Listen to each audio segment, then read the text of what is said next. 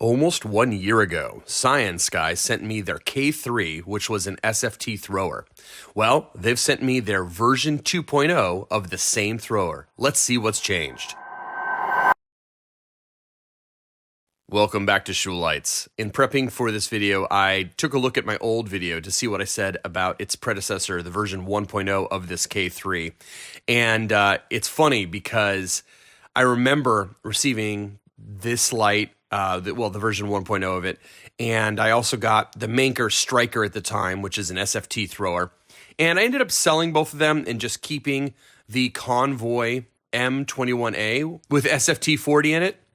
And the question that I'm going to be asking myself during this review is, has CyanSky made a flashlight that warrants the price?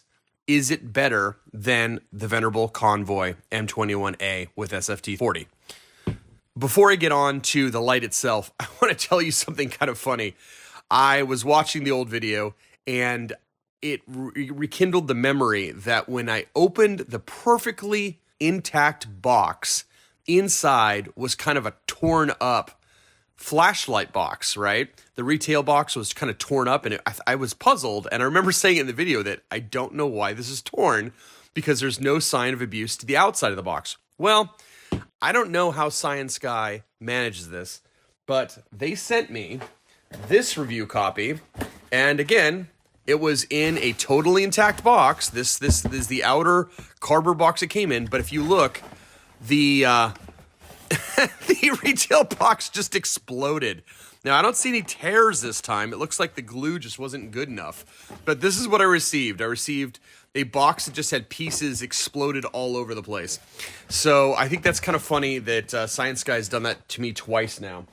The box itself looks to be okay. It just, as I said, is it's the glue apparently didn't stick. You can see the glue here isn't good enough or something.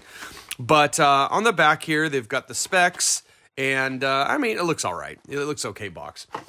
What comes in the box? Well, you get a holster, and this holster looks very similar to the one that they gave me a year ago, if not identical. You got a charging cable, and it looks like some O-rings, lanyard, and an extra boot for the button on the back. If you want to know more about the fit and finish of this holster, take a look at my old review, because I talked about it quite lengthy in that review. You know, I don't really do that anymore. You know, this channel's evolved a little bit. I'm just more about, you know, the nitty-gritty of the light. So let's get right to this light here. The anodizing is very good. I look around, I don't see any blemishes, nothing uneven. A lot of companies say that they're HA3, you know, anodization, you know, hard anodized 3, type 3. And I don't always believe them, but I believe it with this company. So the question, though, is this light superior enough to other SFT offerings to warrant its price? Because it's kind of pricey. So let's take a look and see if that's the case. Now, on machining alone, do I feel like the machining of this light is better than, let's say, this inexpensive Convoy M21A? And I mean, I do. This M21A doesn't have any broken edges at all. Everything's very, very hard. The only relief from, you know, cuts here on my fingers is the anodization process itself. The K3 has a very grippy kind of, I guess, milling right here. But the rest of the light feels like broken edges have been built in because I'm not catching anywhere. Also, you know, one of the kind of features that the K3 has is it has zirconium beads right here for the strike bezel. So these are made of zirconium to be extra hard. So if you need to break glass or something. Now, I've never tested that, but that's the idea there. The K3 also has a dual switch design, which is more advanced than the single switch you're getting on the Convoy here. I really like this dual switch design. This is what you're going to find on a Convoy L7, meaning that there is a switch on the back here to turn it on and off, and the modes are operated by the front. Now, I really like it because it's a dead simple UI to pick up and use, and there's just no guesswork as to what you're doing. It comes with a clip here. It's a press-on clip. It's nice and tight, but it's springy enough to actually use. I don't know if I'd use a clip on a thrower, to be honest, but I mean, it's a good addition. And so that's pretty much this light. Really nice supple boot here. I guess I should talk about the boot. And there was a replacement, and it's got a fair bit of travel to click it on, which is good, and it's guarded. This is, well-made light. Smooth reflector. You got a smooth reflector in both of these. And I do notice if I turn it just right in the light here, let me kind of do it. Yeah, right there. This glass is AR coated. I looked on their website. They claimed 98% light transmission. All right, let's get to the UI. This is why I think it's a good light, a really solid light for anyone. And that is because it's dead simple to operate. You just turn it on, and then one addition that's new to this light, I should point out, is that in the switch here, there's a cutout and a little LED in there to indicate the battery level. So the old one didn't have that. It was just a solid switch. So now you got green for good, and then it turns red as the battery depletes. Now, I'm going to point out here that whatever it comes on as, then this is modes on the side. So I can go from a low, medium, high to turbo. Now, I don't know if they call it turbo, but it's 100%. That's the maximum it'll do. So low, medium, high, and then turbo. Now, there is a hidden moonlight, and that's a great addition. So what you do is you press, while it's off, you press and hold the side switch and then click it on. And now it's an ultra low moonlight. This has got to be only just a few lumens. We'll check it on the tube in a moment. But what's another great feature about it is when you're in the moonlight, you can exit it by hitting the mode on the side here. So I can then go to low, medium, high, and turbo. Now, every mode here is memorized.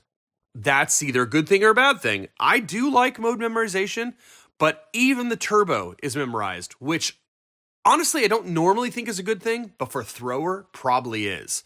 Because let's say you want to signal, then what you can do is when you have it on turbo, and that's what I turned it off on, then when I click it back on, it's still on that turbo.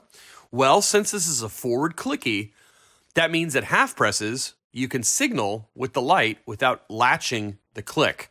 So what I like about this is some lights, like if it's, let's say, an Anduril light, you would have to click 5 times to put it into momentary mode. Then that would give you the ability to signal, and then to leave it, you would have to disconnect the battery, and it's just a lot of stuff to do. But here, it's dead simple. It's like, put it to the mode you want, so put it to the brightness you want, click it off, and then half press, and then you can just signal all you want. So that's the basic operation in a nutshell, which is you got a low, medium, high, and then turbo. So 4 different modes with an optional kind of moonlight if you hold this button and click it when you turn it on.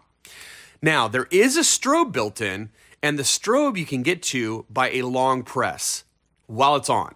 Now, I actually like that a lot because on a lot of other flashlights, you'll get to strobe by either double tapping or triple tapping. And I think it's something you can accidentally do when the light is on and you're clicking through these modes. So right now, since the strobe is a long hold, you can click this as fast as you want, cycle through, and there's no worry about accidentally activating the strobe. But if I press and hold, there's the strobe that we wanted. So I like that it has strobe, but it's going to be difficult to get into by accident. All right, let's look at battery and charging. So if you take the tail cap off, you'll expose the 21700 battery that they included, and it has a USB-C charge port right there on the side. And when you plug in, there's a little light right on the tip of the battery here that lights up to tell you whether it's charging red or green and full. I want to point out that it's awesome that it has built-in charging, and they included a charge cable, but I also love that this is removable and I can put it into my external charger because I'm not a big fan of flappy doodles, and this light does not have any because it was on the battery itself. I also want to point out that you can use non-protected, non-charging cells. You can put a standard flat top 2100 in here because of the fact that it has springs in the cap, as well as, let me get some light in there, as well as the head. All right, so here's a quick size comparison against the M21A, and you can see that the head of the K3 is a little bit narrower than the M21A, and that also means a slightly narrower reflector. And we'll see what that does to the beam when we get outside. It does have a different look. Now, these are very similar. I wouldn't say that they're, dramatically different, but there's a different beam shape to these two. This one has a little more concentration in the hotspot, and this one has less. It's more spread out. I'm going to argue when we get outside that I actually prefer the beam to this one better just because I like the look, and I'm kind of getting over pencil throwers. I remember when I first got into the enthusiast game, I thought the K1 with the W1 was like the ultimate flashlight, and it's just kind of unusable. It's just a pencil beam with a little tiny spot. So I kind of like some hotspot now, and the K3 has that. But I also want to point out that the M21A is a little taller and it's a little bit heavier. The K3 here, I put on my scale and it was about 200 grams, and this guy was about 240 grams. All right, let's take a look at Lumen's measurement here. And I'll go ahead and start with that hidden moonlight. So I'm going to hold down the button and press on the back. Let me make sure that you can see that my lumen tube here, if I cover the aperture, shows 0 lumens. And let's go ahead and put this light in there, and I'll cover it as best as I can. And you'll see that the moonlight, I put in quotes, is about 2.8 lumens. Now, to me, a true moonlight is 2 or lower. I'll accept 2 on the high end, but I think, half a lumen to a lumen is a true moonlight. So this is higher than a moonlight. And with its intensity, the fact that it's so concentrated, it might be unsuitable as a moonlight for most people, but I still love the inclusion of it. So let's go ahead and click to go to low, and we got ourselves about 30, 35 lumens on low. Let's go to medium. Medium is about 170, let's call it 200 lumens, just to round up. Now let's go to high. I'm out of range. High is, let's say 450 to 500 lumens. And now let's go to turbo. We hit over 1800 lumens right at the start. And now I'm going to wait till ANSI. So we're only about 5 seconds in. It's dropping, which is typical, but it's not dropping fast. So if this light can sustain, let's say 1700 lumens, I think that that's a really well-built driver. And here we're about 20 seconds in, and we're in the final 10 seconds. So it looks like we're definitely going to sustain 1700 lumens on this light. Yep, there we hit it. That was ANSI. And so we're over 1700. So it came on as 1800 at the beginning, and then, by the end, we'd only lost about 100 lumens. So that is an efficient, well-designed driver. Now, people ask me, hey, these manufacturers, they specify, 2000 lumens, 1800 lumens, and you only said it was X amount of lumens. Well, all I can say about that is, one thing is, manufacturers often use what we call factory lumens, which is like the theoretical maximum that the LED will put out by the manufacturer. And it doesn't include loss by the glass, loss by the reflector, inefficiencies in the driver. So that's one thing to point out. But also, this is not professional equipment, right? This was handmade by somebody that had a calibrated light, and we calibrated this to make it, as good as possible. And I will also point out that I have other lights from other manufacturers like Prometheus that came with COAs that have their stated lumens, and I've seen that this tube is about 95% accurate. But, again, I would just use my tube against other lights that I've reviewed as a general idea.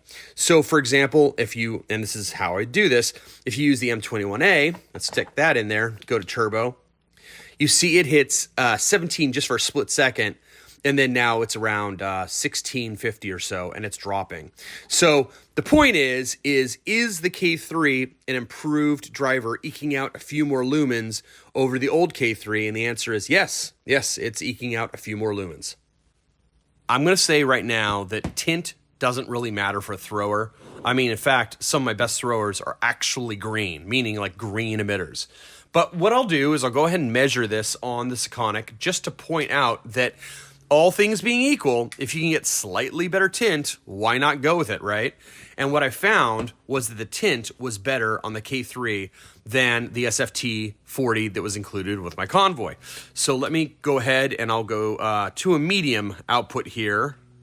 Oops, okay, let me switch that. Let's go to a medium output and measure it. And on the Convoy, you can see that I'm well above delta UV, so it's a greenish emitter, and we're under 5000 K. Let's go to turbo and measure it. And you'll see that it does whiten up a little bit. It's dropped to around 73 above and about 6000 K.